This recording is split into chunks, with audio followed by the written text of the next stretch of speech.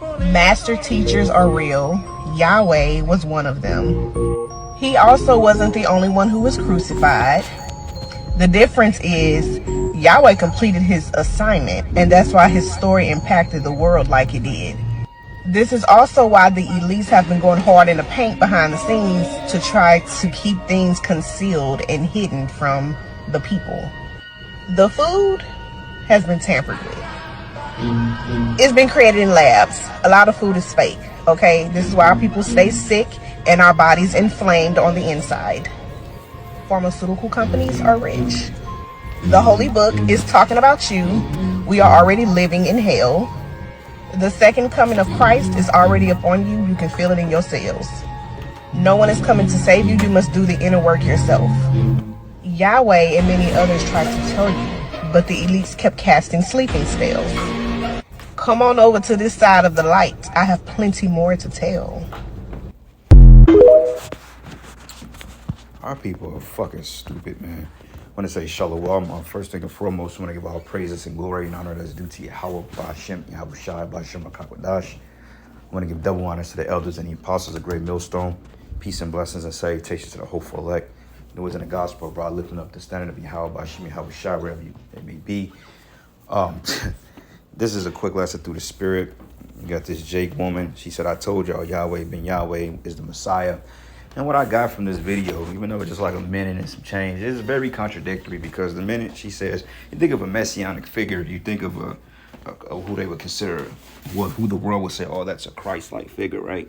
Somebody that comes to save, somebody that's prophetic, you know, somebody that's there to relieve and oppress people. And she said, Yahweh Ben Yahweh is basically the Messiah, but then she said the second coming of Christ is basically you have to save yourself. That's fucking contradictory, man, because anybody that teaches that a second coming of the anointed, who they call Christ, which his name is Yahweh Shai, they equate the second coming of the Messiah with salvation of the Israelites, man.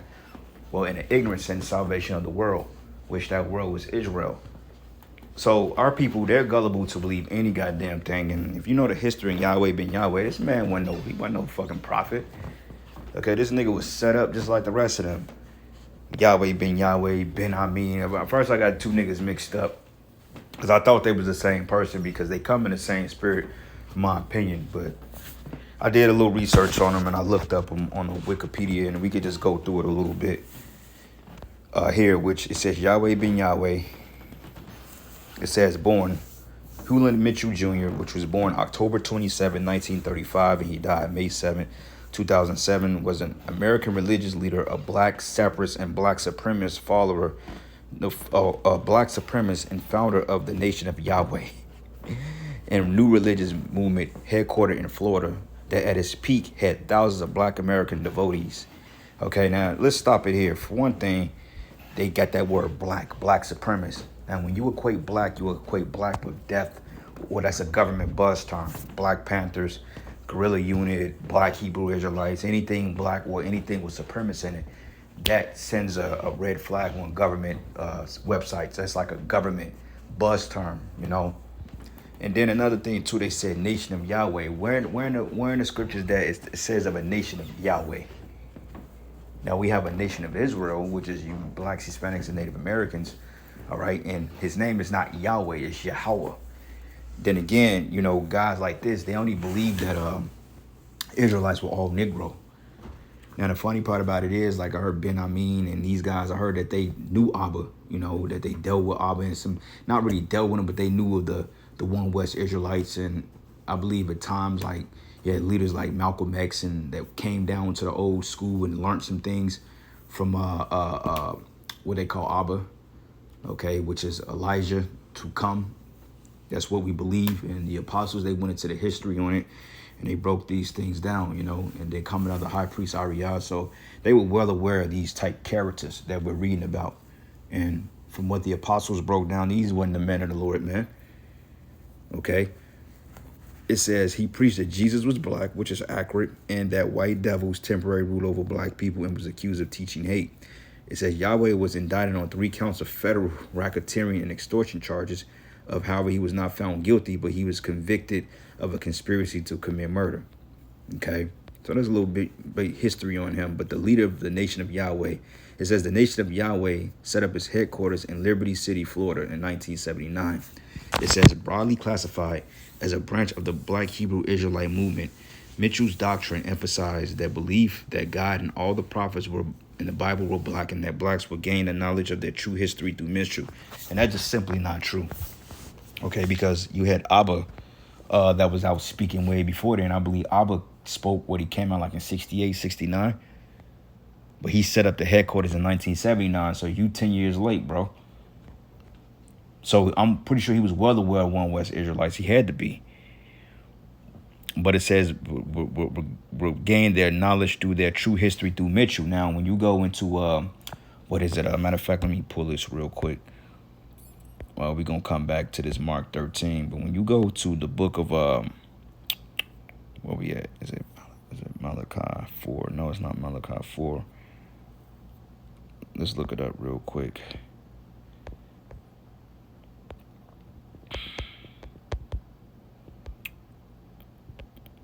Matter of fact, let's do this.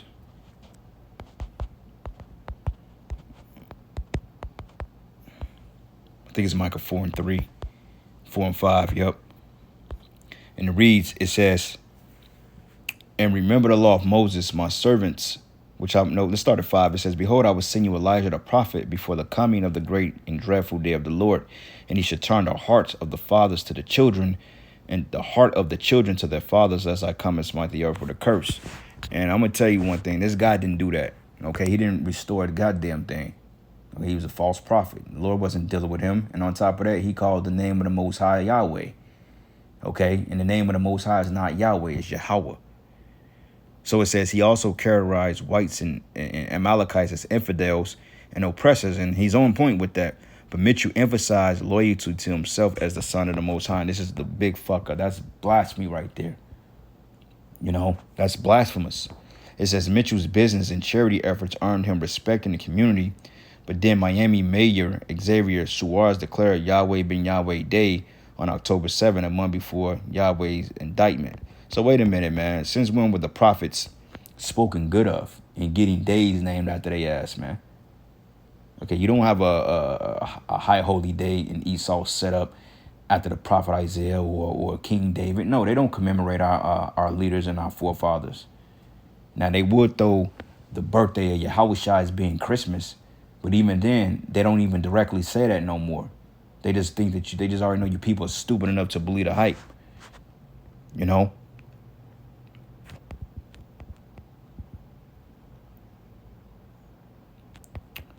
Crimes and aftermath. It says Yahweh Ben Yahweh was in trouble with the law by the 1990s, although his followers remained devoted to him. But between 1990 and 2001, he served 11 of an 18-year sentence on a racketeering influence and corrupt organizations act, a RICO. Nigga got caught up in the fucking RICO, man. And you know a lot of these guys were like into drugs and smuggling drugs and guns and, you know, laundering money. A lot of these men went like Black Panther, like that shit was all corrupted. Okay, which the RICO was really set up for niggas. That was specifically made to trap up Jake, the RICO Act. Racketeering, Influence, and Corrupt Organizations Act, which is the RICO, convicted after he had several and other Nation of Yahweh members were convicted for conspiracy for their ex-followers' role in more than a dozen murders. Damn. It says Robert Rozier, a former NFL player and a devotee of Mitchell's, confessed to 7 of these murders. So they was fucking doing hits on people, man. These wasn't the men of the Lord. It says, but Ben Yahweh faced conviction only for conspiracy to murder. But a primary component of the persecution's case was Rozier, who testified in return for a lighter sentence. It says Rozier later entered the witness protection program and returned to prison on a sentence to 25 years to life under the California 3 Strikes law following a check-kiting conviction. It reads Mitchell had the Federal Bureau of Prisons ID, and they gave the prison ID number. Okay? So look, it even go down here. It says he was paroled in 2001 and returned to Miami, but his activities were restricted until a few months before his death. He was prohibited from reconnecting with his old congregation. To ensure this, he was restricted from any form of speech by internet, telephone, computer, radio, or television that can place him in contact with any of the Nation of Yahweh's members, man. So the nigga was wicked. Okay, and he was not the Messiah. And that's where y'all simple-minded Jakes go wrong at, trying to make these messianic figures when the scriptures tells us man, you know what to look out for. But this is the book of Luke 6, and I'm gonna start at verses let's start at verses 21. It says, and he lifted up his eyes on his disciples and said, blessed be ye poor. It reads, it says, for yours is the kingdom of heaven. Blessed are ye that hunger now, for ye shall be filled, and blessed are ye that weep now, for ye shall laugh. Blessed are ye when men shall hate you, and when they shall separate you from their company, and shall reproach you, and cast your name out as evil for the Son of Man's sake. Yeah, this is what the men of the Lord go through. He didn't go through that. This nigga was actually out there being a demon. You know, but hey, his followers believed that he was the Messiah because hey, that's a cult. That's a cult. That you join that's a fucking cult. It says, rejoice ye in that day and leap for joy. For behold, your reward is great in heaven. For in like manner did their fathers unto the prophets. But woe unto you that are rich, for ye have received your consolation. Okay. Woe unto you that are full, for ye shall hunger. Woe unto you that laugh now, for ye shall mourn and weep. And woe unto you when all men should speak well of you. For so did their fathers to the false prophets. And I mean, clearly he was beloved by his congregation. You know, but other than that, this guy wasn't following Yahweh Shai, man. Okay, a lot of these guys don't even believe in Yahweh Shai. So Jake always had that ability to want to set somebody up over them. You know, like they wanted a king, and technically the first king of Israel was who you consider Moses. You know, then after that, you know, you had King Solomon, you had King David, you had King Saul, you had Jeroboam, you had Rehoboam, King Hezekiah. Okay, you had multiple kings of the lines of Israel, man, that some did right, some did wickedness, man. Like Josiah, like, you know, he was a beloved king, but what he fucked up at is because, hold on, Salakia. What he messed up at is because, for one thing, when the king of Egypt, I think he was to go to war, and then basically he intervened, and the king of Egypt told him, he said, look, bro, this battle ain't for you. I ain't got no smoke with you. Like, what are you doing? He said, the Lord sent me to go up against these people, and what are you coming up against me for? And then basically he got smoked, and then he died. You know, he died in battle because, for one thing, he interfered, like the scriptures say, meddle not in a matter that concerned thee not. And he was meddling. He had nothing to do with the war of the king of Egypt. So that was his downfall. Other than that, he was a beloved king.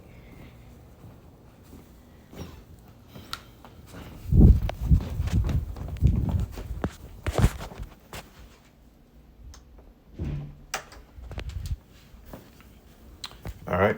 Last couple of precepts, man. I got to get up out of here. This is the book of Mark 13. And I'm going to start at verses 22. It says, for false Christs and false prophets shall rise and shall show signs and wonders, and to seduce, if it was possible, even the very elect. Okay, so it says false prophets. Okay, false prophets, false Christ. You had men that's going to come and say they're the Messiah. But he said don't believe them because that's not the case. You know, so anybody saying, oh, I'm the Messiah, you can't follow a guy like that because that ain't what it is. Okay, Matthew 24, and I'm going to start at verses 4. It says, and Yahweh Shai said it to them, take heed that no man deceive you, for many should come in my name, saying, I am the anointed, and shall deceive many. And that was this guy. He was a deceiver. All right. He wasn't no man of the Lord, clearly.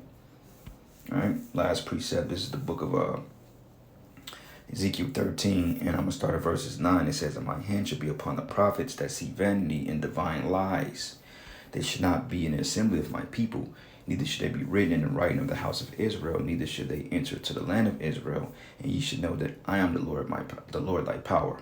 Because even they have seduced my people, saying peace, and there was no peace, and one built up a wall, and lo, others daubed it with untempted mortar. All right, so let's sit on that. But I gotta get up out of here, unfortunately, giving out praises and glory and honor due to Yahweh Ben Yahweh Shai. Lord's will you would edify. Into the next lesson. Shalom.